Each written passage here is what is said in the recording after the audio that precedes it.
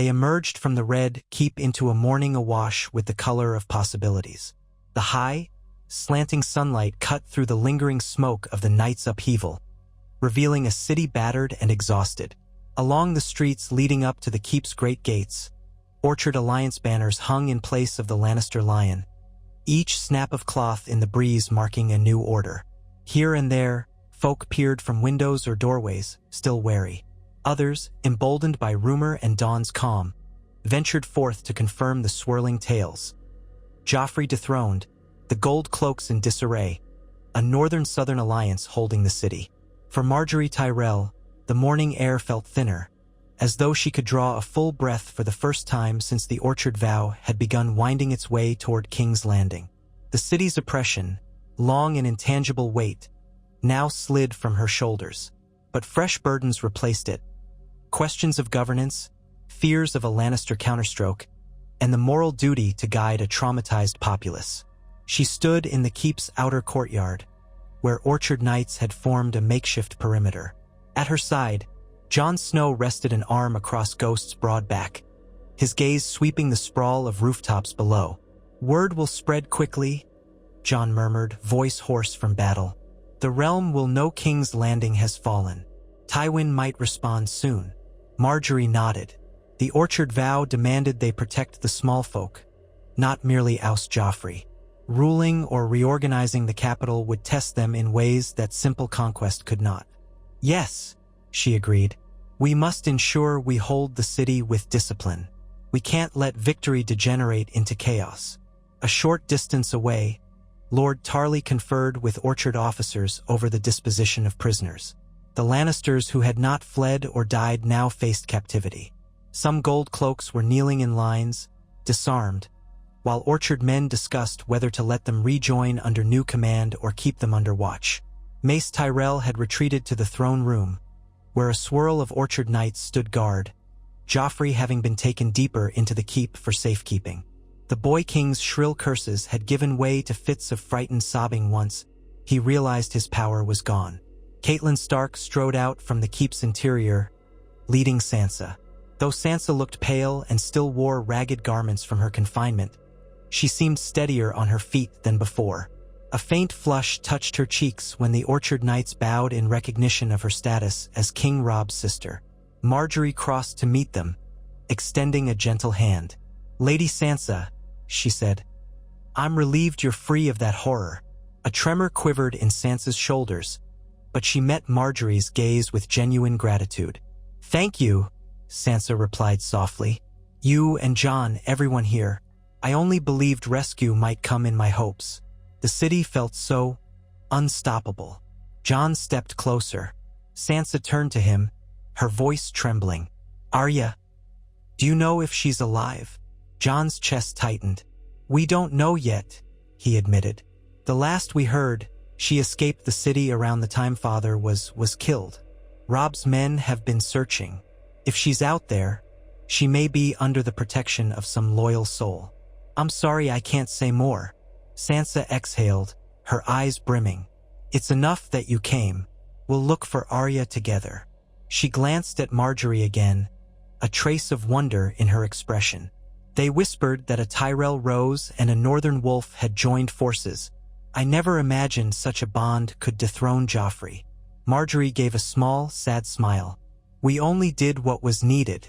Now we stand at the threshold of a new dawn, but it'll be fragile. We must rebuild, keep the Orchard vow." In the next hour, Orchard officers fanned across the city's crucial points. The barracks near the Mudgate, the harbor district along the Blackwater, and the Great September of Baelor. Disorder persisted, with pockets of violence flaring where old resentments met suddenly lax authority. But Orchard men carried the vow's code. No unnecessary bloodshed, no looting. Word traveled that the Orchard Alliance had come as liberators. Some small folk even hailed them as heroes, though others kept their distance, fearing any new regime might prove cruel. Margaery circulated among the Orchard Knights near the Great September, urging them to protect Septons and supplies from ransacking. She listened to a harried Septon describe how Joffrey had threatened to burn the Sept if the faith defied him. The Orchard vow had arrived in time to avert that atrocity. Meanwhile, Jon checked in with cavalry units patrolling the streets, ensuring gold cloaks who surrendered were not mistreated. Occasionally, Orchard squads encountered Lannister loyalists barricaded in corners, but these groups mostly scattered or yielded. By midday, the Orchard Alliance had a tenuous grip on the capital. Margaery and Jon reconvened in the Red Keep's Grand Hall, where a temporary command center bustled. Catelyn hovered at a table layered with maps, speaking with Tarly about how to fortify the city's gates. Mace Tyrell paced at the far end, brow furrowed. He turned as they approached, relief flickering in his eyes. "We're securing each gate," Mace said briskly. "We'll keep strong patrols. The city is ours for now. But we can't assume the populace will remain calm." Margaery nodded, weary but resolute. "We should offer them reassurance. If we present Orchard Alliance leadership that's fair, it might quell fears." Mace considered. "Yes, let's gather the city's key figures. Guildmasters, septons, a few gold cloaks willing to be resworn. We can hold a short assembly, promise an end to cruelty." He hesitated, glancing at Jon. "Also, we must decide Joffrey's fate. The boy is locked away in a tower cell with a few Orchard guards. He rants about rightful kingship. I doubt we can simply free him." Jon's jaw tightened. "Whatever we do, it must align with justice. He was no rightful king, but executing him without a trial might rouse sympathy from those still loyal to the crown. We've condemned the Lannisters for brutality. Let's not mirror it." Margaery touched Jon's shoulder gently. "I agree. Father, we must treat Joffrey's crimes seriously, but fairly. A formal trial, presided over by recognized lords, might show the realm we stand for something better than savage vengeance." Mace let out a breath. "Yes, a trial. So be it. If King Robb arrives soon, or if other southern lords come, we can assemble a proper tribunal. Let the Orchard vow remain a beacon of measured justice.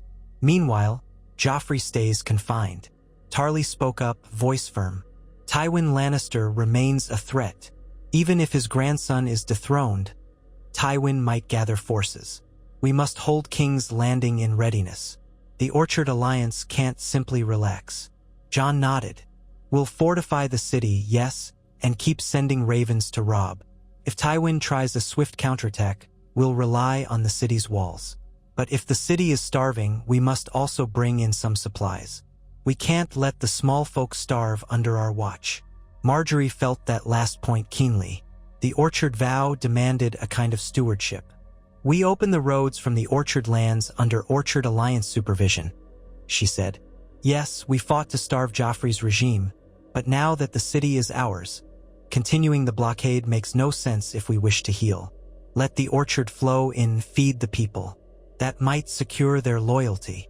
Mace's eyes brightened. "An excellent idea. We can arrange guarded caravans from Highgarden, ensure no Lannister saboteurs intercept them. The city's small folk will see that House Tyrell and House Stark come not as conquerors but as saviors." Their course set, the Orchard Alliance spent the afternoon spreading calm. Margaery took part in a small, impromptu assembly at the Great September Square. Surrounded by Orchard Knights, she addressed a throng of nervous citizens. Onlookers included septas, market vendors, and men who once wore gold cloak uniforms. "We come not to destroy," she declared, voice echoing. "We remove the cruelty that held this city in fear. Now, with Orchard produce and Northern resolve, we can restore peace. Keep your homes safe. Do not turn on each other. A better dawn awaits if we stand together." Her words drew scattered applause and murmurs. She glimpsed tears of relief in the crowd. Some harbored anger for how the blockade had starved them, but seeing Orchard men vow to bring in new food, many softened. Old resentments lingered, but hope flickered. Meanwhile, Jon led a squad to subdue the last pockets of Lannister loyalists holed up in a barracks near the river gate. After a tense standoff, they surrendered. Jon's men escorted them to a makeshift camp for prisoners, ensuring no summary executions occurred. The Orchard vow's discipline won grudging respect. By nightfall, the city lay mostly under Orchard control. Fires were doused. The frightened retreated indoors. In the keep's central hall, Margaery, Jon, Catelyn, and Tarly shared a simple meal. Sansa also joined, leaning tiredly against Catelyn's shoulder. Mace Tyrell popped in briefly, announcing that a courier had left to summon Robb. The young wolf, hearing that King's Landing had fallen, would surely hurry to secure or confirm the Orchard Alliance's triumph. All prayed Tywin would not strike the city in the interim. After the meal, Margaery escorted Sansa to more comfortable quarters, far from the cell where Joffrey had kept her. Sansa's gratitude was quiet, overshadowed by residual trauma. "One day, I'll wake up and truly believe this nightmare ended," she whispered. Margaery offered a comforting squeeze of her hand, promising that the Orchard vow meant caring for each soul battered by war. Jon, weary from the day's struggles, found Margaery late that night in a corridor overlooking the keep's gardens. They stood by a stone railing, the torches below flickering in rows, patrolling Orchard knights pacing among hedges. The city's hush was eerie, and aftermath's calm. Margaery leaned her head on Jon's shoulder. "We've done so much," she murmured. "Yet it feels like a beginning rather than an end." Jon wrapped an arm around her waist, gazing at King's Landing's spread of rooftops, the silhouette of the Great September, the pitch-dark harbor. "It is a beginning. We must unify the realm, ensure no new tyrant arises. The Orchard vow must shape how we govern, not just how we fight." She nodded, exhaling softly. "What of Joffrey, the trial, and Tywin beyond our walls?" Jon's eyes were somber. "We handle each step carefully. If we hold a fair trial, let Joffrey face charges for Ned's murder and other crimes, the realm will see we're different from the Lannisters. As for Tywin, if he tries to storm the city, we can fortify. If he sues for terms, we consider them. The Orchard vow stands for justice, not endless revenge." Margaery's lips curved into a faint smile. "We'll do it together. The Orchard vow saved the city from Joffrey's cruelty. It can guide us now." They lingered there, finding solace in each other's presence amid the uneasy quiet. In the distance, the faint glow of scattered fires in outlying districts reminded them that not all corners of the city were stable. Still, King's Landing was theirs, if only they could hold it. Morning brought fresh tasks. Margaery met with Septons and guild representatives to discuss distributing orchard produce as soon as caravans arrived. She designated orchard men to guard distribution sites, ensuring no black market or profiteering. The city's small folk, though hungry, responded with surprising order once they realized real food might come. Margaery's vow to feed them signaled the Orchard Alliance as more than occupiers. Jon convened Orchard Knights to patrol the walls. The city gates had to remain secure. If Tywin advanced, the Orchard vow must repel him. Messages flew to the Reach, instructing Lady Olenna to organize supply caravans and coordinate with minor lords. They'd keep the Orchard region stable while funneling aid to the capital. On the third day, an Orchard scout raced back from the Rose Road with news. A northern cavalry unit approached, flying the direwolf banner. Robb Stark's arrival. The Orchard Alliance assembled at the city gate to welcome him. Sansa, eyes bright with longing, insisted on coming. Catelyn too. Margaery and Jon joined them, Orchard Knights lining the street as Robb rode in with a retinue of 50 men. Robb dismounted, scanning the city's battered streets with disbelief. "It's true, then," he said, voice subdued. "King's Landing. The Orchard vow has done what armies for years feared to attempt." Jon clasped Robb's arm, relief flickering. "It wasn't easy. We had inside help. The city rose against Joffrey. We arrived at the right moment. But your hold on Tywin at Harrenhal was a major factor." Robb's gaze shifted to Sansa, who stood trembling. Tears welled as brother and sister fell into an embrace. A hush fell among the Orchard Knights, who recognized the raw emotion of a family reunion. Margaery watched with quiet sympathy, recalling how war had scattered the Starks. Sansa clung to Robb's cloak, sobbing. He stroked her hair, murmuring that he would never let her be taken again. Once the surge of emotion softened, Robb turned to Margaery, offering a solemn bow. "Lady Margaery, Or perhaps I should say the orchard's rose, my thanks. You've saved my sister from an unthinkable fate. The North owes you a debt. She inclined her head. We stand together, my lord. The orchard vow was forged to end Lannister cruelty. Sansa's freedom is one step on that path. The entire retinue proceeded into the keep, where Mace Tyrell greeted Robb with formal courtesy. Tarly explained how the Orchard Alliance maintained order. Robb listened gravely. He then expressed relief that the city's fall had not devolved into a bloodbath. It speaks to your discipline, he said. Father would have approved. At mention of Ned Stark, a hush settled. Catelyn dabbed her eyes, Sansa standing close, and Jon bowed his head. Margaery felt the weight of loss overshadow the moment of triumph. They were all shaped by Ned's honorable legacy, fighting to restore justice. Perhaps they had taken the first real step toward that goal. They reconvened in the throne room, the twisted iron throne looming behind them. Joffrey was held elsewhere under close watch. The Orchard Alliance, and now Robb's men, stood along the hall's edges, battered Lannister banners torn down or replaced with orchard sigils and direwolves. A hush fell as Robb approached the dais. Margaery and Jon flanked him. Sansa lingered with Catelyn, uncertain, glancing warily at the monstrous seat of swords that had once threatened her every day. Robb faced the throne, exhaling. I didn't seek this seat, he said quietly. The North named me king, but I never dreamed we'd stand in King's Landing. Now, with the Orchard Alliance, we hold the capital. But I do not want the entire realm as my domain.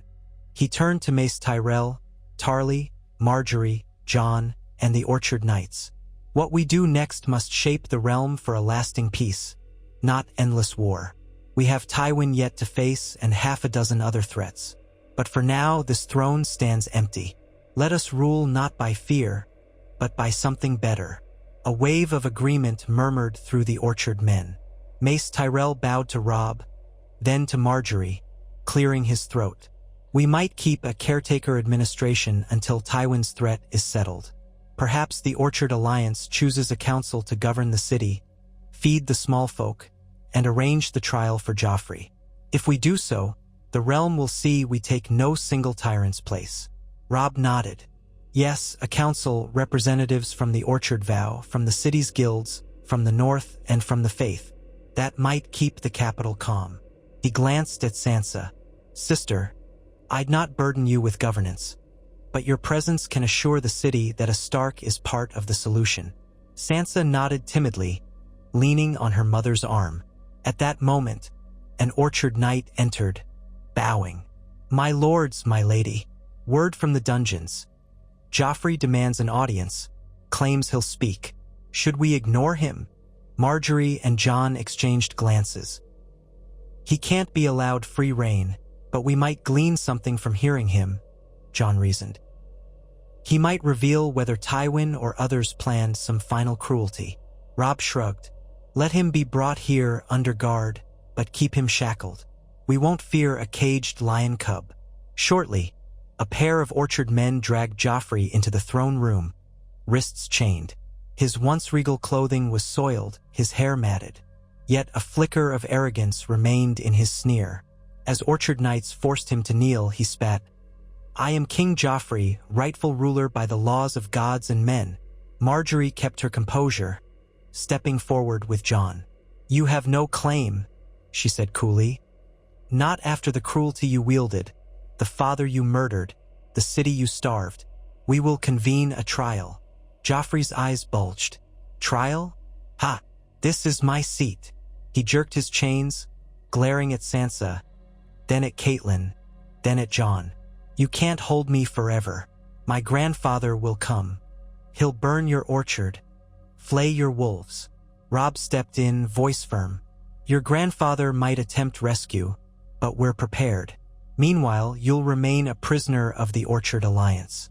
The realm will learn of your crimes. Joffrey snarled. Lies. Everyone knows I was gracious.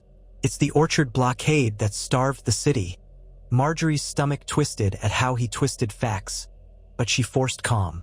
You starved them with your tyranny long before the blockade, Joffrey.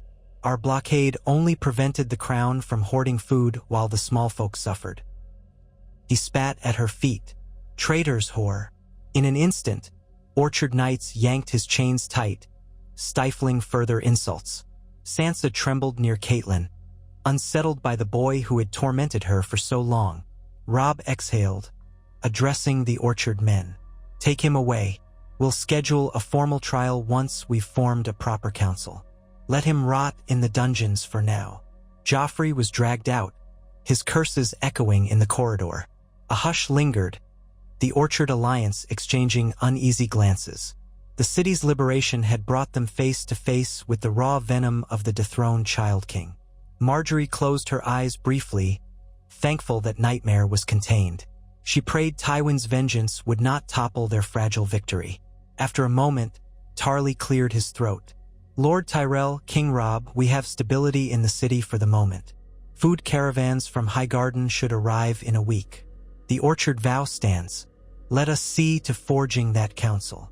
They moved from the throne room to a side chamber, where a large table had been cleared for planning. A swirl of Orchard men, northern advisors, and a handful of city guildmasters joined. Margaery recognized the master of the Bakers' Guild, still anxious from months of Joffrey's oppression. Another figure was a Septon from the Great September, wearing a threadbare robe. They hovered uncertainly, unsure whether to trust these new lords. Robb took the lead. We propose a king's council, though not for a king, rather, for the Orchard vows stewardship of the city.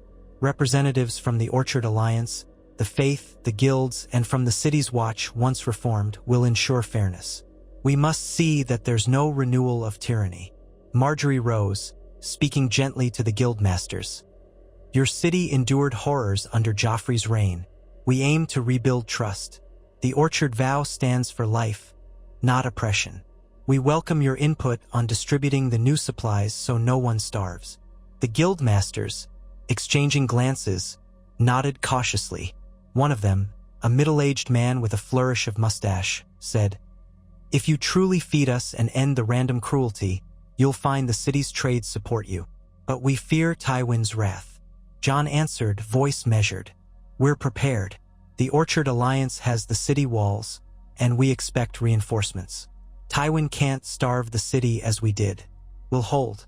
And if the people stand with us, we can't be undermined from within. Catelyn chimed in. The Orchard vow means that, once the war ends, the city and realm transition to stable governance. We have no interest in an endless occupation. The realm has endured too much blood. That last statement eased some tension. The guildmasters and Septon agreed to join the proposed council, though they asked for explicit assurances that old Lannister loyalists would not be persecuted blindly. Margaery granted them that guarantee, no blanket punishments, only a fair trial for the worst crimes. The Orchard vows justice would not replicate Lannister vengeance. Days ensued where the Orchard Alliance worked tirelessly to restore normalcy. Margaery oversaw the distribution of small amounts of orchard produce already trickling in from the Reach.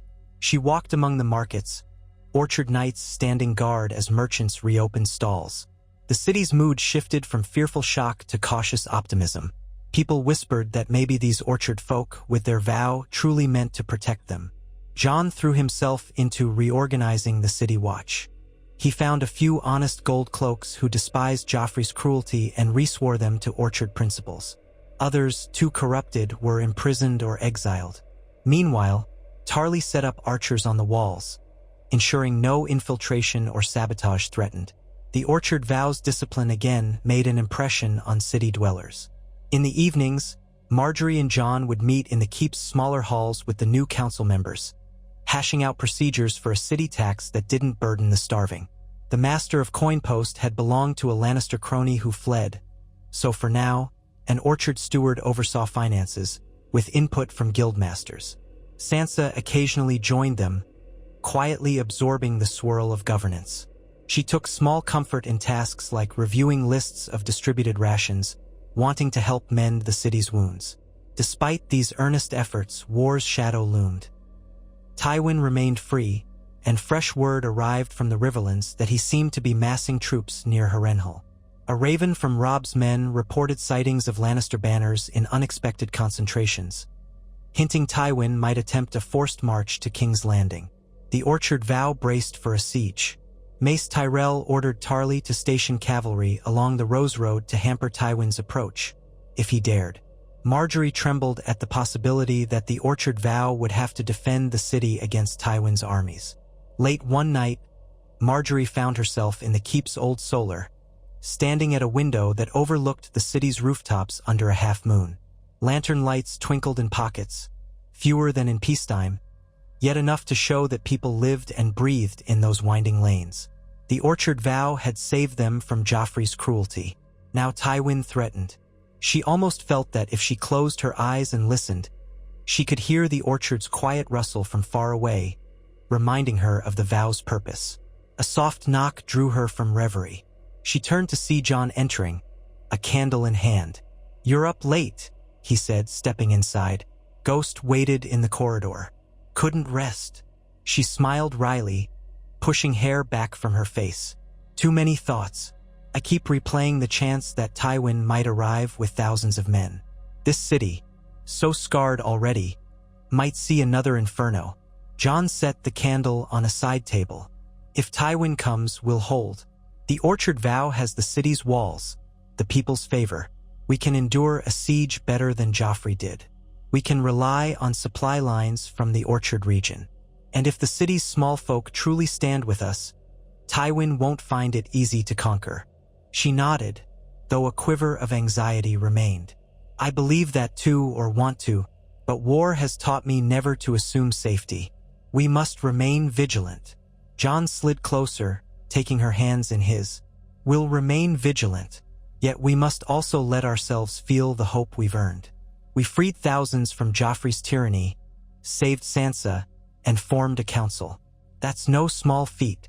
A gentle hush lingered. She leaned into him, drawing warmth from his presence. The candle's glow cast their shadows against the old tapestries, none of which showed orchard images. Another epic's artistry, overshadowed by a new vow. The Orchard Vow promised life, yet the realm was not done with death. At length, Margaery exhaled. "Yes, we must carry hope. Tomorrow we continue fortifying, distributing food, and maybe in time hold that trial. Joffrey remains in a cell, but he's still a symbol of everything the Orchard Vow rose against." Jon's gaze flickered. "The trial, we need lords from across the realm to witness it, so no one cries foul. Perhaps once the city's stable, we call them. If Tywin tries to rescue his grandson, we confront him. If not, the realm sees the Orchard Vow's justice." She squeezed his hands. "We'll shape a realm we can be proud of. The Orchard Vow demands it." Dawn found the Orchard Alliance's men already on the walls. Tarly declared the city gates must stay shut except for controlled trade. He left a small opening at the southern gate for orchard caravans to enter. People busied themselves clearing rubble, extinguishing any leftover fires, and continuing to sweep for Lannister loyalists. The new watch performed admirably, though tension remained. If Tywin advanced, they'd see dust clouds on the horizon. Near midday, the orchard's first substantial caravan rolled in. A line of wagons laden with grain, fruit, salted meats, escorted by Tyrell knights. Cheers erupted along the streets as the wagons trundled toward designated distribution centers. Margaery rode beside them for a short distance, ensuring the Orchard Vow's presence. The small folks' faces lit with cautious jubilation. So much had changed in mere days, from hunger and fear to the prospect of actual nourishment. She paused by a bustling square, where orchard men organized a ration line. A local man with a tattered cloak stared at her, eyes brimming, then sank to his knees. "My lady," he whispered. My children, thank you." She gently urged him to stand, telling him no one need kneel to the Orchard Vow. Jon arrived soon after, bearing news that the harbor might reopen for essential shipping under Orchard supervision. Step by step, a battered capital started to function again. Yet that same afternoon, an Orchard scout arrived breathless at the gates, reporting that a Lannister host was sighted heading south from Harrenhal, possibly 2 weeks' march away. The Orchard Vow braced for a siege. Tarly had Orchard Knights position extra ballistae on the walls, stored the new grain in deep cellars to withstand a prolonged blockade, and readied watchers on every gate. Robb's men and Orchard men mingled in regiments, each side forging a cohesive defense. Despite the looming threat, life endured. Margaery took Sansa to the keep's old library, letting her find some measure of solace among dusty tomes. The girl found a volume describing the histories of the Seven Kingdoms before the Targaryen conquest, losing herself in old tales. Meanwhile, Catelyn joined Orchard men in the courtyard for regular announcements, so the city's populace knew exactly what the new administration did. The Orchard Vow sought transparency, a stark contrast to the Lannisters' secret cruelty. On the 7th day after capturing the city, Margaery convened a meeting of the newly formed council in the throne room, albeit the dais no longer showcased the Iron Throne as the seat of absolute power. Instead, a simple table was set near the throne. Around it sat Robb, Mace Tyrell, Tarly, Catelyn, a half-dozen city representatives, and Jon. Joffrey, conspicuously absent, remained in the dungeons.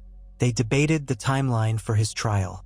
Some insisted on immediate proceedings, but others argued key lords, like those from the Stormlands or the Riverlands, should attend, as well as Lady Olenna representing the Orchard's homeland. They agreed to wait at least 2 weeks, ensuring enough time for envoys to gather. In the interim, Joffrey's conditions would remain humane but secured. Next, they discussed the uncertain stance of the Iron Throne itself. Robb once again declared he would not sit there. The Orchard Vow envisioned a different future, perhaps where the North remained independent and the rest of the realm found a new equilibrium, maybe under a reformed monarchy or something else. Margaery recognized the complexities. They had dethroned Joffrey, but not crowned another. The Orchard Vow fought tyranny, not just one tyrant. At the close of the council, Margaery stepped outside the Red Keep onto a high terrace. The midday sun fell on the city below, the roofs now less weighed by dread. Yet tension remained. She sensed someone approach, turning to see Sansa, who wore a borrowed gown of pale blue courtesy of Orchard seamstresses. Sansa's expression was pensive. "Lady Margaery," she said softly, "I want to help. I can't fight with swords, but I can speak to the city's people. Show them that we Starks support the Orchard Vow. Perhaps it'll reassure those who feared the blockade." Margaery reached for her hand, heart warmed by the girl's resolve. "Yes, Sansa, you can speak for the North's grace. Promise them we won't abandon the city to a new wave of cruelty. The Orchard Vow belongs to everyone who believes in it. We need every voice." Sansa managed a small smile. "Thank you. I'd never have believed I could do such a thing.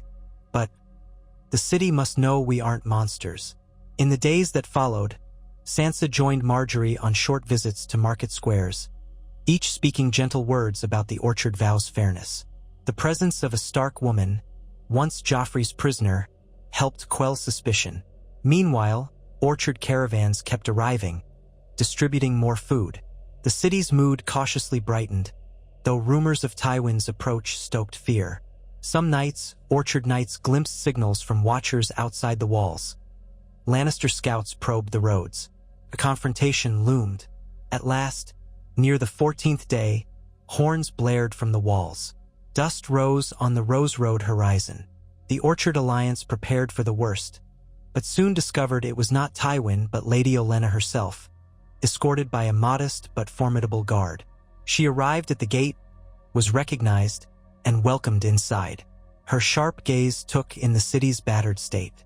As Orchard Knights bowed, she waved them aside with typical impatience.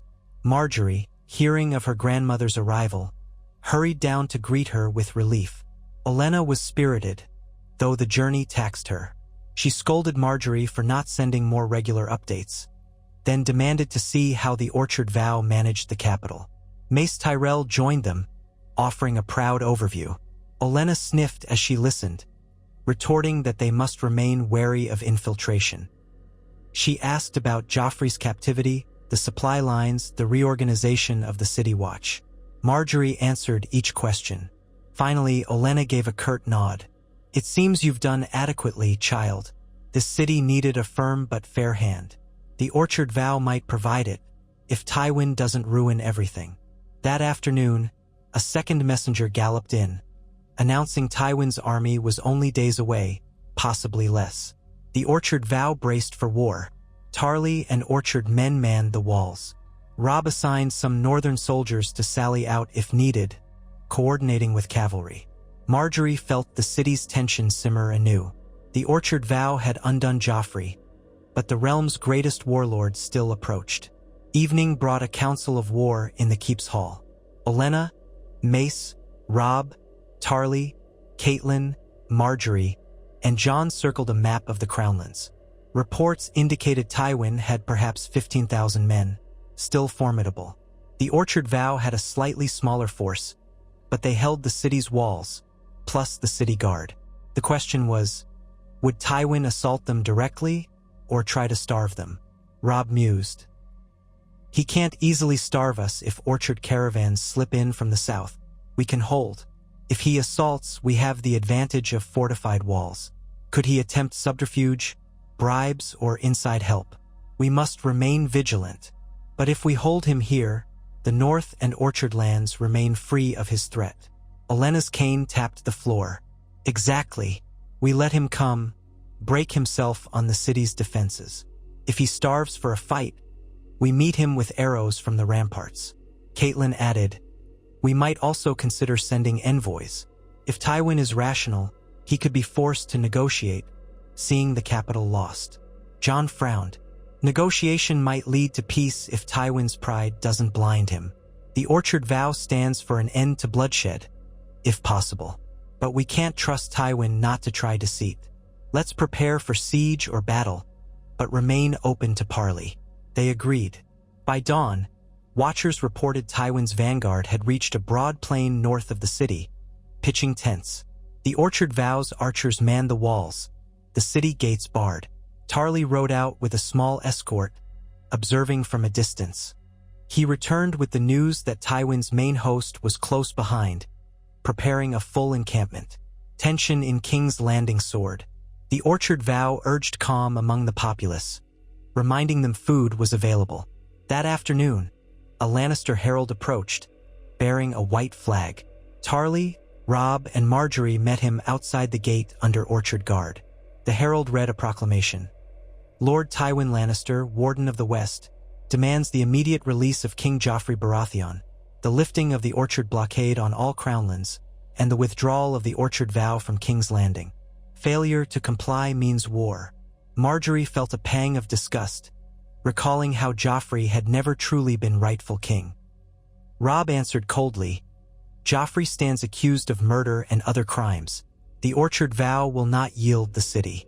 If Tywin wants a full war, let him come. We stand behind these walls, but we are open to negotiation if he'll accept terms.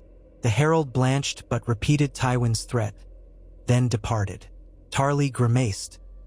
He might attempt a direct assault or a lengthy siege. We must be ready. And so the orchard vow prepared for another test of steel.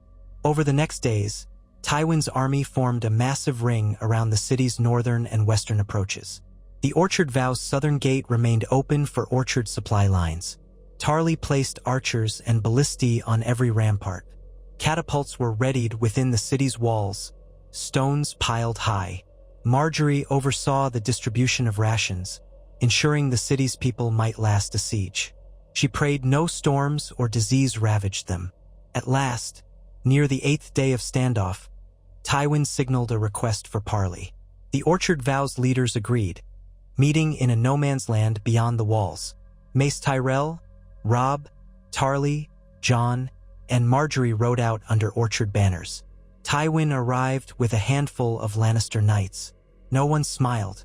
The space crackled with tension, as orchard men glared at gold lions on Lannister surcoats.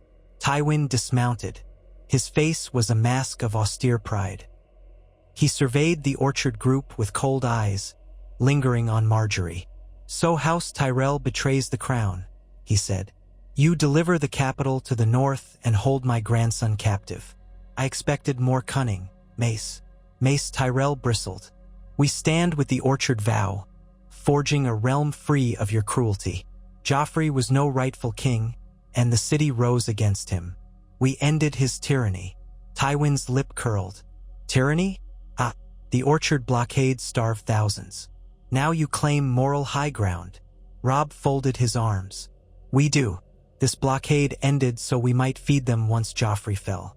Your grandson murdered Ned Stark, tortured innocents, let the small folk starve while feasting in the keep. And you unleashed war upon the Riverlands. Tywin's eyes flashed. A king must quell traitors. My grandson's methods were harsh, but we cannot have half the realm rise in rebellion. Release Joffrey, vacate King's Landing, and the realm might find peace. If you refuse, I break your orchard vow by force. Jon stepped forward, refusing to be cowed. Joffrey stands accused of murder and cruelty. He'll face a fair trial. If you want peace, accept that he must answer for his crimes. If not, try to storm the city. You'll fail. Tywin studied Jon with contempt. You, Ned Stark's supposed bastard, now playing hero. A trial is meaningless. We do not bargain with traitors. The Orchard Vow is a band of upstarts. Margaery's blood ran hot, but she kept her voice even. We're done bandying insults, Lord Tywin. If you wish to negotiate, do so earnestly. If you demand we free Joffrey and yield the city, the answer is no. Your threat of war doesn't frighten us. This city stands behind orchard walls and orchard hearts. Silence stretched. Tywin's fists clenched. He realized orchard discipline held the advantage. Breaking King's Landing by force would cost him thousands of lives. The city's defenders had archers, ballistae, enough provisions to withstand a siege. The Orchard Vow's moral stance also swayed the small folk. He couldn't rely on infiltration or sabotage as easily. At last, Tywin exhaled, controlling his fury. If you will not yield Joffrey, perhaps we discuss terms for a settlement. But I demand my grandson's safety. If you dare harm him, I'll raze the orchard to the ground. Robb nodded curtly. We have no intention of harming him before trial. Meanwhile, the Orchard Vow ensures the city's welfare. We propose you withdraw your host a safe distance. We might discuss a final arrangement, possibly the realm's future monarchy or structure, so we end this war. Tywin's gaze flickered. An interesting notion. I will not cede Joffrey's birthright, but if you treat him as a lawful prisoner, I might consider a partial withdrawal while we negotiate. Let me speak with my captains. They parted in a swirl of uneasy possibility. Margaery exhaled as she rode back, her heart pounding. Tywin's pride was ferocious, but he must see the Orchard Vow's position was strong. A final pitched battle might break both sides. Perhaps the Orchard Vow's moral stance, their vow not to replicate Lannister cruelty, would force Tywin to the table. If so, the realm might see peace after so much blood. Days of tense negotiation followed, with envoys passing between the Orchard Alliance in King's Landing and Tywin's camp outside. Tywin demanded the Orchard Vow relinquish claims on the Iron Throne. They insisted Joffrey stand trial. Tywin balked, calling it an insult to his family's honor. The Orchard Vow refused to relent. Meanwhile, Orchard Watchers ensured no stealth attack crept in under the cover of night. The city's gates remained shut except for orchard caravans. At last, near 2 weeks from Tywin's arrival, an agreement took shape, a partial stand down. Tywin withdrew his main camp several miles away, halting an immediate siege. The Orchard Vow prepared to hold a trial for Joffrey in public, with lords invited to witness. Tywin might attend or send representatives, ensuring a fair hearing. If the Orchard Vow executed Joffrey without trial, Tywin threatened war. But if the trial was just, he implied readiness to abide by the verdict, so long as Orchard men guaranteed no torture or extrajudicial killing. Margaery recognized the risk. Tywin's grudging acceptance might be a ploy, stalling for time, but at least it postponed a massive assault. The Orchard Vow had shown that brute force alone might not end the war swiftly. They pinned hopes on a lawful judgment of Joffrey's crimes, believing the realm's lords could not defend him once the evidence was laid out. If Tywin refused to accept that outcome, the Orchard Vow would stand firm behind the city's walls, As the city braced for this unprecedented trial, couriers raced across the realm, inviting major houses to witness. Some might demur, but the Orchard Vow insisted the realm see that they did not stoop to Lannister barbarity. Margaery oversaw plans for a large, open-air gathering in King's Landing's main courtyard, so commoners might watch. The Orchard Vow's cause was popular among the small folk by now. They had never truly loved Joffrey. If the Orchard Vow's justice shone bright, any attempt by Tywin to disavow the verdict might shatter Lannister credibility entirely. Time passed in a strange lull, no open war, but no lasting peace. The Orchard Vow fed the city, patrolled the streets, and watched Tywin's camp from the walls. Lords trickled in from the Stormlands, the Reach, even some from Dorne, each curious whether the Orchard Vow truly offered a new future. The Northern Lords allied with Robb also arrived, lodging in King's Landing's half-ruined mansions. Tensions flared occasionally between Orchard men and resentful Lannister loyalists, but the Vow's discipline mostly kept calm. One dusk, Margaery stood with Jon on a balcony overlooking the courtyard, where workers set up wooden benches and a raised platform, preparations for the trial. She felt a swirl of apprehension. So many powerful figures in one place, she said. If Tywin tries to sabotage this, chaos might ensue. Jon nodded. We'll maintain strong Orchard Guard. If Tywin wants to attack, he'd have to do it in front of everyone. That might break whatever legitimacy he clings to. He might prefer to see if the trial spares Joffrey or imposes a lesser punishment. Margaery sighed. He might be disappointed. The evidence of Joffrey's crimes is vast. Sansa's testimony alone condemns him. Your father's murder. So many testimonies from small folk who saw how he tormented them. Jon pressed a comforting hand to her shoulder. We only present the truth. If Tywin rejects it, so be it. The Orchard Vow stands for justice. Let the realm see the difference between us and Lannister tyranny. At dawn the next day, a hush blanketed King's Landing. The Orchard Vow's banners fluttered in a crisp breeze. People gathered, curiosity mingled with dread. Margaery dressed in a subdued gown, the orchard rose stitched near her heart, the dire wolf near her sleeve, symbolic of the vow that had guided them. Jon wore plain leathers with orchard colors. They joined Robb, Catelyn, Mace, Tarly, and others in the courtyard, where a large dais had been erected, overshadowed by the keep's tall walls. Guards ushered Joffrey from the dungeons, shackled at wrists and ankles. He looked pale, eyes darting nervously. Tywin arrived with a small entourage, face an inscrutable mask. He did not greet Joffrey, but stood near the dais. Sansa clutched Catelyn's hand, trembling, ready to testify. Dozens of lords and knights formed a ring. The small folk crowded behind a rope line, Orchard men keeping order. A hush as thick as the smoke of war settled when Tarly, acting as presiding official, stepped forward. Lords, ladies, and folk of King's Landing. He began, voice carrying. We stand for a trial of Joffrey Baratheon, formerly called King. Here we weigh charges of murder, cruelty, and treason against the Orchard Vow's rightful cause. Let all speak truly, so the realm may see justice done. A line of witnesses followed. Sansa testified to Joffrey's torments, how he forced her to watch her father's execution, threatened her life often. Tears glistened as she recalled the day Ned was killed upon Joffrey's whim. Another witness was a city guard who recounted Joffrey's orders to punish small folk harshly. A trembling baker told how Joffrey once had his men flog a child who spilled a morsel near the keep's gate. The Orchard Vow let each speak, no matter how damning.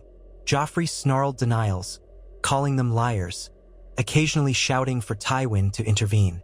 But Tywin stood silent, arms folded, face tight. He recognized the realm was watching. If he stormed out or threatened violence, it confirmed the Orchard Vow's narrative. Tarly invited Joffrey to present evidence in his defense, but the boy only ranted about rightful kingship, demanding release. No one came forth to support him. Even the few Lannister loyalists present seemed reluctant to speak, fearful of the Orchard Vow's wrath or ashamed. Near the end, A hush fell as Jon delivered brief testimony about Eddard Stark's murder, how Ned was threatened in King's Landing's dungeons, forced into a false confession. Jon's voice shook. He was a just man, a father to me. Joffrey's whim ended his life. We gather here so the realm never again bows to such whim. Margaery watched Tywin's expression flicker with the faintest trace of discomfort. He'd known Ned Stark once. Perhaps memories of that old war pressed on him. The Orchard Vow had laid out an undeniable tapestry of cruelty, from small outrages to monstrous executions. At last, Tarly consulted with Mace, Robb, and a few others. They conferred quietly, then Tarly stepped forward. The evidence is overwhelming. Joffrey Baratheon caused the wrongful death of Lord Eddard Stark, terrorized innocents, starved the city, and ruled by cruelty. The Orchard Vow's code demands justice. We sentence Joffrey Baratheon to forfeit all claims and titles. For his crimes, the Orchard Vow pronounces a sentence of death, to be carried out swiftly unless the realm's lords unify behind an alternative punishment. Does any speak for clemency? A weighty silence. Tywin's gaze smoldered, but he held his tongue. He recognized the city's mood. Defending Joffrey publicly would spark fury, might tear any negotiation to shreds. A few lesser lords shuffled, uncertain. Joffrey shrieked in fear, chains rattling. The Orchard Vow's watchers remained impassive. Margaery's heart pounded. She despised the wanton cruelty Joffrey inflicted. Yet taking a life, even his, was no small matter. She glanced at Jon, reading the tension in his stance. Then, unexpectedly, Tywin strode forward. The Orchard men bristled, hands on hilts, but Tarly raised a hand, letting him speak. Tywin's voice was hard. My grandson stands guilty, that much is clear. Yet, Orchard Vow, if you kill him, you set a precedent of slaughter. I propose an alternative. Lock him away at the wall, forced to serve the Night's Watch, never to threaten this realm again. A stir swept the crowd. Margaery and Jon exchanged startled glances. Exile to the wall for Joffrey? The Orchard Vow had pledged a better justice than wanton death. But the North also considered the Night's Watch a sacred order, ill-suited for a monstrous boy-king. Robb's eyes narrowed. The wall is not a dumping ground, he said. The Watch demands men of honor, men seeking to atone or forced by tradition. But Joffrey's presence might cause turmoil. Tywin pressed on, ignoring Joffrey's shrill protests. If the Orchard Vow truly abhors cruelty, spare his life. Imprison him in black, stripped of rank. Let him freeze beyond the wall. You want to claim you are not tyrants? Show mercy. A hush. Some Orchard men whispered that Joffrey deserved the sword. Others recalled that mercy might confirm the Orchard Vow's moral high ground. Sansa trembled, tears streaming, uncertain what to want. Margaery swallowed hard, sensing the realm's eyes upon them. Jon spoke up softly. I was once bound to join the Night's Watch. It is not a place for kings, but if it spares the realm further bloodshed, we might consider it. However, it's not purely our choice. The Lord Commander of the Watch must accept him, and Joffrey must never again leave that duty. Tarly looked at Mace, at Margaery, then at Robb. Tension crackled. Tywin's gambit was clear. Keep Joffrey alive, possibly as a distant piece in future intrigues. But the Orchard Vow's vow of justice did not relish an execution. After a moment's hush, Mace Tyrell turned to Robb, inclining his head in deference. Robb measured Tywin's grim posture. If the Orchard Vow spares him, do you, Tywin, pledge no more war to restore him? That you accept the Orchard Vow's authority here? Tywin's lips thinned. I do, he said quietly. Let the boy vanish from history behind the wall. I won't champion a lost cause. Stunned silence. Catelyn glanced at Sansa, who shut her eyes, relief and sorrow mingling. Margaery felt a surge of complex emotions. Joffrey deserved to face the consequences of his crimes, but if sparing him truly ended more bloodshed, it might be worth it. She whispered to Jon, What do we do? Is this mercy or a trap? Jon exhaled. Mercy can also be strength. If the Orchard Vow stands for a realm free of endless revenge, We can accept banishment to the wall, provided the watch agrees. Should they refuse, we revert to the original sentence. Tarly rapped his knuckles on the dais, calling for silence. Then, seeing the Orchard Vow's leaders nod, he pronounced, "So be it. Joffrey Baratheon, stripped of all titles, shall be exiled to the Night's Watch, with no chance of release, pending the Watch's acceptance.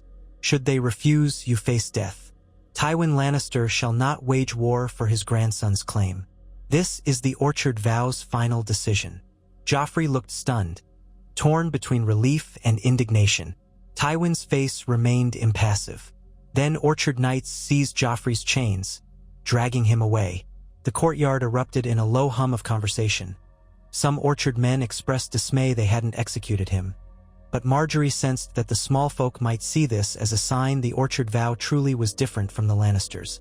No Child King's head on a spike, no gruesome spectacle, only a forced exile that ended his threat. Tywin lingered briefly as Orchard Knights parted. Robb stepped toward him. "Will you keep your word?" he asked quietly. "No more war to restore Joffrey, or to avenge your pride?" Tywin inclined his head. "I gave my oath. I'll withdraw from the Crownlands, but do not expect me to yield to all Orchard demands. The realm's future is uncertain. We may parley for broader peace. But for now, I accept the Orchard Vow's victory." With that, Tywin departed, Orchard men keeping watch so no mischief arose. Margaery and Jon felt a rush of cautious triumph and profound exhaustion. The Orchard Vow had not spilled Joffrey's blood. They had ended his tyranny through a lawful trial. The realm might see a new dawn. If Tywin withdrew, King's Landing could rebuild, and the Orchard Vow would stand as guardians of a fragile peace. As the day wore on, the city stirred with the news. Joffrey was exiled, not beheaded, and Tywin's host was pulling back. More Orchard caravans arrived. Robb walked the streets with Sansa, reassuring the small folk. Margaery assisted in finalizing the new city council's tasks. Tarly maintained vigilant watch. Catelyn wrote letters to northern lords, explaining the Orchard Vow's resolution. Lady Olenna busied herself conferring with Mace on how to unify the Orchard region's commerce with the city. That evening, they gathered in the Red Keep's once foreboding throne room, now repurposed as a grand hall of the Orchard Vow. The dais remained, but no one sat on the Iron Throne. Instead, orchard banners and direwolf insignias adorned the walls, along with garlands of greenery shipped from Highgarden's orchards. Candles glowed, illuminating the battered stone. A modest feast had been arranged, with orchard produce and northern fare combined. A sign of unity. Lords from the Stormlands, the Riverlands, and the Reach mingled with northern representatives. Margaery and Jon stood near the dais, hand in hand, watching as guests sampled fruit-laden platters. There was no excessive revelry, too many had died for that. Yet a sense of relief, even hope, threaded through the gathering. Tywin's partial withdrawal meant the Orchard Vow controlled King's Landing without daily siege alarms. The city's small folk had begun to trust them. Sansa, though still haunted, found fleeting moments of a timid smile as she spoke with northern bannermen about returning home one day. Robb raised a cup, calling for attention. Quiet fell as Orchard Knights and assembled lords turned. Catelyn stood at his side, eyes shining. "We gather in a city once enslaved by a cruel throne," Robb said. "Now the Orchard Vow holds it, not for conquest, but for healing. We vow that no single tyrant will rule here again. We vow to protect small folk from want and cruelty. We vow to let each region shape its destiny in peace. Let the orchard's blossoms spread across the realm. Let us close the wounds of war." Cheers, subdued but genuine, echoed. Margaery saw orchard men exchange satisfied nods, while Stormland lords looked thoughtful. The night passed in careful celebration. Mace Tyrell conversed with southern knights about re-establishing trade. Olenna inspected each table, ensuring not a morsel was wasted. Tarly reminded them all to keep watch. Jon drank sparingly, ever vigilant. Margaery found the hush of contentment unsettling yet sweet. Could the Orchard Vow truly remake the realm? By midnight, the feast ended. Margaery and Jon slipped out into a corridor, stepping onto a small balcony overlooking the keep's gardens. The moonlit paths below glimmered, orchard knights occasionally strolling the perimeter. The hush carried the fragrance of night-blooming flowers that some gardener had coaxed from the ravaged plots. Margaery inhaled the cool air. Jon gazed at her, a faint smile playing on his lips. We stand at the end of one nightmare and the start of a new, uncertain journey. She nodded, leaning into him. Yes, the orchard vow achieved what many called impossible. But we must keep nurturing peace. Tywin's departure, if genuine, opens the door to a realm without constant fear. Jon wrapped an arm around her shoulders. For me, the orchard vow was always about forging something beyond old grudges. We lost so much, my father, your people's safety, but we kept hope alive. Today we saw that hope breathe. I'd not have believed it if I hadn't lived it. Margaery's lips quirked. And I see the orchard every time I close my eyes, remembering how we vowed to protect it. Now that orchard spirit has spread here, to these once cruel streets. We feed them, guide them. It's more than I ever dreamed possible. They fell silent, letting the hush cradle them.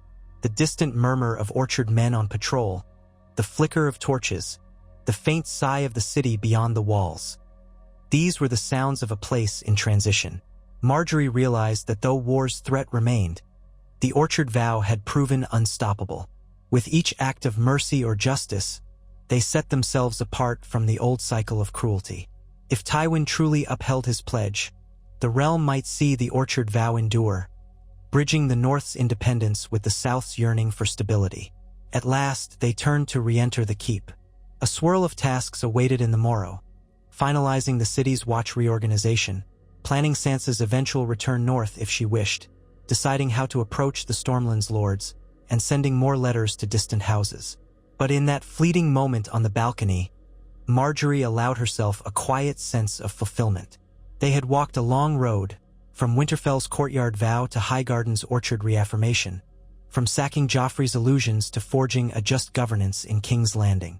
As she and Jon stepped away, arms linked, she recalled how many times she'd feared losing hope. War had tested them, dethroning Joffrey, facing Tywin, forging alliances among suspicious lords.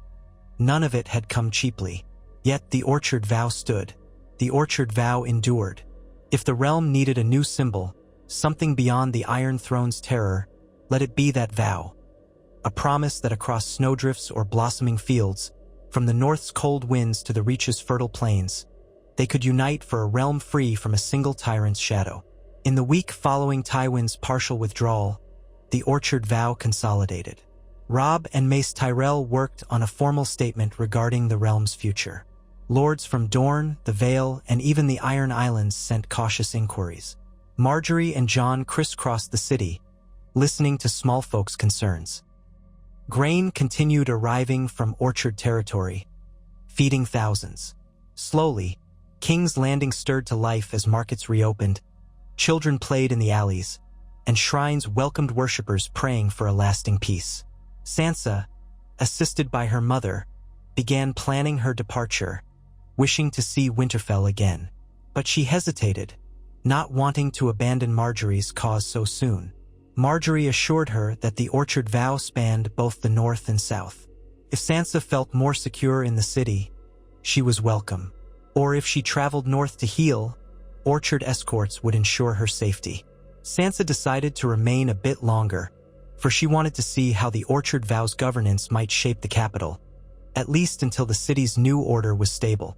Meanwhile, Tywin's men lingered a few miles away, never fully disbanding. From time to time, orchard scouts glimpsed new tents in Tywin's camp, possibly reinforcements. Yet Tywin refrained from aggression.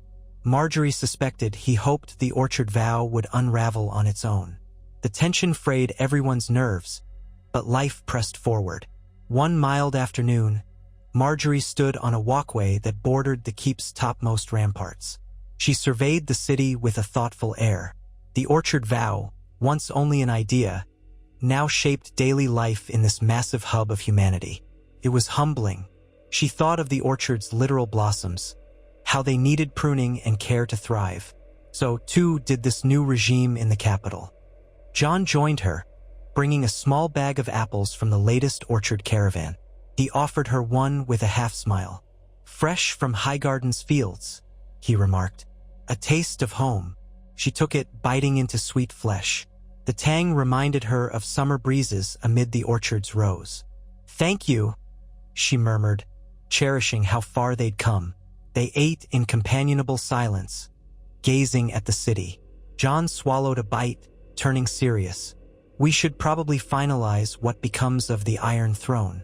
Robb refuses to claim it, but the realm might splinter if we don't propose some alternative.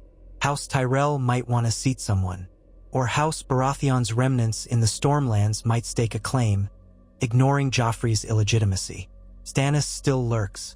The Orchard Vow can't hold the city in limbo forever." Margaery winced. She knew the question loomed. Who rules if not Joffrey? Did the Orchard Vow intend to restore a monarchy or let each region govern itself? "You're right. That conversation can't be delayed. But with Tywin out there, we might face another war if we pick a certain line. Yet we can't remain indefinite caretakers." They resolved to raise the matter at the Orchard's next full council. The Orchard Vow might propose a grand assembly of lords, deciding the realm's fate collectively. Some might advocate multiple kingdoms, the way the North was separate, the Orchard region independent, the Stormlands free. Others might want a new king altogether. Margaery dreaded potential conflicts, but a realm overshadowed by indefinite war was no realm at all. A month after King's Landing fell, Orchard lines stabilized. Tywin still hovered but made no move. Envoys from all corners braved the roads to the capital, curious whether the Orchard Vow truly offered a path beyond the Lannisters. The Orchard Vow called a great council in the Red Keep's throne room, minus the ominous presence of Joffrey or the newly vacant Iron Throne's occupant. Margaery, Jon, Robb, and Mace Tyrell prepared to welcome lords from Dorne, the Vale, the Stormlands, the Iron Islands, the Westerlands, the Riverlands, each representing a piece of the realm's puzzle. On the morning the council began, Orchard Knights escorted each delegation inside. The dais had been cleared except for a large table. The Iron Throne still stood behind, draped in orchard banners. Lords milled about, exchanging wary glances. Some wore the memory of Lannister rule heavily. Others eyed the Orchard Vow with skepticism, suspecting it might be a disguised tyranny. Margaery and Jon walked amid them, offering cordial greetings, reminding them that no one need fear retribution. When the time came, Robb rose, flanked by Catelyn, Tarly, Olenna, Margaery, and Jon. Mace Tyrell stood with Orchard men behind them. In a formal voice, Robb welcomed the lords to this great council, called to decide the realm's future. "Joffrey Baratheon is dethroned," Robb said. "He stands exiled to the Night's Watch pending acceptance. Tywin Lannister acknowledges that the Orchard Vow controls King's Landing. Now we must determine how we move forward, united or divided, with one king or many. The Orchard Vow stands ready to abide by the realm's consensus, provided no tyranny returns." A ripple of conversation spread. Lords from the Vale rose, inquiring about Sansa Stark's condition. Catelyn assured them she was safe. Lords from the Reach expressed relief that House Tyrell's orchard blockade had eased, but they also worried about the cost of keeping a massive orchard host in the capital. A Stormland spokesman raised the claim that Renly's line had supporters, though Renly was dead. Dorne's emissary listened quietly, occasionally remarking that Dorne might prefer independence if the realm fractured. Meanwhile, the Iron Islands delegate boasted of Balon Greyjoy's strength, though Robb glared at mention of raids on the North's coast. Margaery, noticing tension spike, cleared her throat. She reminded them that the Orchard Vow's main impetus was to end Lannister cruelty, not to dictate each region's subjugation. "If the realm wants a single monarchy, we can discuss who sits the throne. If the realm prefers multiple independent kingdoms, we can discuss alliances. The Orchard Vow only insists on no tyranny. Let no single region crush the rest." Some lords scoffed. Others weighed the practicality. Jon added, "We stand at a crossroads. The Orchard Vow has the capital, but we do not claim absolute authority. Let each region speak for itself. Let each voice be heard. They spent hours debating. The Vale expressed interest in a renewed monarchy, but only if it was bound by strong checks. Dorne demanded autonomy or major concessions if a single king re-emerged. The North reiterated it saw Robb as king in the North, but Robb repeated he didn't want the Iron Throne. The Stormlands were fractured, some leaning toward Stannis, others uncertain. Over it all, the Orchard Vow's presence reminded them that the city remained in Orchard hands. If Tywin attacked, he attacked all who cooperated with the Orchard Vow. Eventually, a compromise took shape. The Orchard Vow would remain stewards of King's Landing temporarily. Each region would retain autonomy, forging a loose confederation for mutual defense. No new king would be crowned until further consultation. If any region wanted to join a shared monarchy, they might. If not, they recognized each other's sovereignty, as the North was already separate. In effect, they'd try a patchwork realm united by trade and alliance treaties. No iron-fisted monarchy reimposed from the city. Tywin's acceptance was uncertain, but if he attacked, the Orchard Vow and whichever lords aligned with them would stand firm. It was an unorthodox arrangement, but Margaery sensed the Orchard Vow's spirit in it. A realm that refused to kneel to a tyrant's whim. Over the next days, envoys hammered out details. Mace Tyrell assured the Orchard region's support if any outside threat emerged, like Stannis or the Iron Islands. The Vale's regent indicated a willingness to trade. Dorne remained aloof, but left open the door to commerce. The Stormlands, leaderless after Renly's death, hovered on the fence, but Orchard negotiators enticed them with Orchard goods. If Tywin insisted on re-establishing full monarchy, he'd find little support. As these negotiations concluded, a final night of feasting took place in the keep's courtyard. The Orchard Vow's men mingled with lords from across the realm. Margaery, presiding with Jon at the dais, felt relief that no immediate wars erupted. They were not forging a perfect realm, but a realm free from Joffrey's oppression, shaped by local autonomy. The Orchard Vow, once just a vow between a bastard from the north and a Tyrell rose, had blossomed into a guiding principle for the entire land. In the late hours, Margaery and Jon slipped away from the feast to wander a quiet portion of the keep's gardens. Moonlight fell across clipped hedges. The hush carried only faint echoes of laughter from the courtyard. Margaery's heart felt full of exhaustion, of wonder, of the Orchard Vow's triumph over unimaginable odds. She turned to Jon, her voice trembling. "We've done so much, yet it isn't a tidy ending, is it?" He smiled ruefully.